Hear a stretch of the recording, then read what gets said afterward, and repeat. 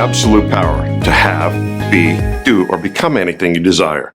Now, I realize that's a pretty bold declaration to make, especially at the start of a lesson on the topic of asking the right questions.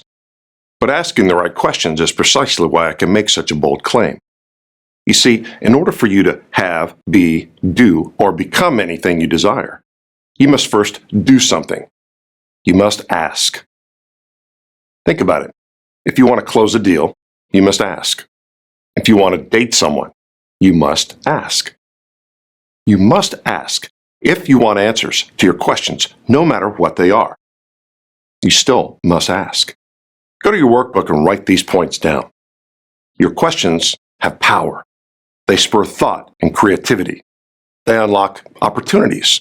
Before you ever discovered your natural gifts and talents, you had to conduct a self-analysis through a series of questions. Where do I want to be in 3 to 5 years? What do I truly enjoy doing? What am I naturally good at? Questions provide insight.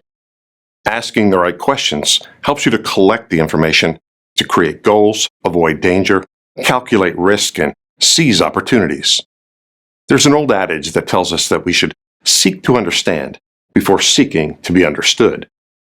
It is always better to find out what you don't know first. This approach almost always provides you with more information to make better decisions.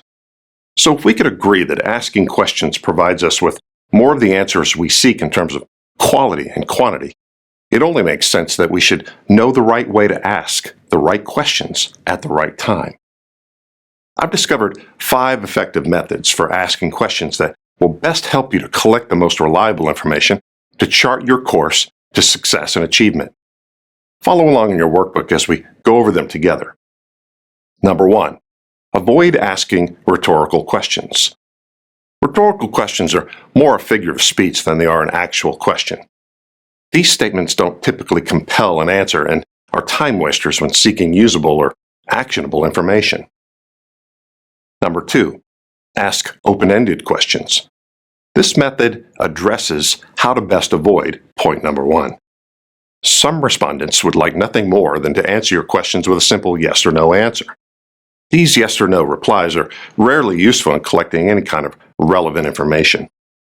Instead of using closed-ended questions, frame your questions in a manner that requires the respondent to elaborate. An example: what would you say are the best sources for financing? Be sure to be patient and provide enough time for the respondent to provide the level of detail you need to move ahead. Number 3, be sincere. The manner in which you approach someone for answers is important. If you're perceived as having an agenda, or if you come across as insincere, you'll likely be given incomplete information, if you're given any information at all. Number 4, be a willing listener. Silence is not always uncomfortable. Sometimes it's required in order to provide a respondent with enough space to provide useful information. Your silence demonstrates your patience and goes a long way in fostering trust between you and the respondent. It also helps to make your questions less of an interrogation, even if you are on a fact-finding mission. Number 5, be grateful. Finally, be sure to always thank people for their responses. Everyone's time is valuable. Demonstrate your appreciation by saying thank you. So what are the kind of questions you can begin asking? Your workbook has a few examples to help get you started. There's also space for you to generate questions that are relevant to your goals and to enhance your journey. Be sure to complete this exercise before you move on to the next lesson. Start with some of the basic questions given as an example earlier and work your way forward from there, such as, where do I want to be in 5 years? What does my ideal life look like? Be sure to include your questions you need to ask others in order to achieve your goals. Will you show me how to accomplish that? Would you consider mentoring me? Remember to include the questions that examine the aspects that leverage your natural gifts and talents. What do I truly enjoy doing? What am I naturally good at? Okay, so now it's your turn. Try to come up with questions that will help propel you toward your goals and objectives, and I'll see you in the next lesson.